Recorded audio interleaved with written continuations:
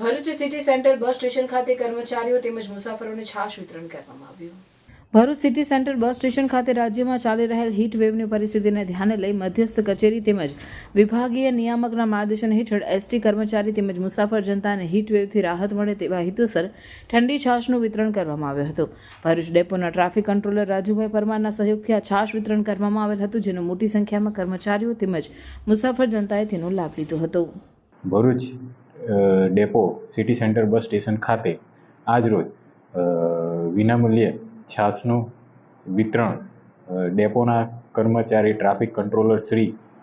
રાજુભાઈ પરમારના સહયોગથી કરવામાં આવેલ હતું, જેમાં એસટી કર્મચારીઓએ તેમજ મુસાફરોએ બહોળા પ્રમાણમાં તેનો લાભ લીધેલ હતો અને હાલ પડી રહેલ અસહ્ય ગરમીની રાહતના શ્વાસ લીધેલ હતા। આમ અવિરતપણે ચાલી રહેલ પરિસ્થિતિઓને ધ્યાને લઈ ભરૂચ ડેપો તરફથી યોગ્ય આયોજનો કરવામાં આવશે અને કર્મચારી અને મુસાફર જનતાઓ માટે રાહત તો પૂરી પાડવામાં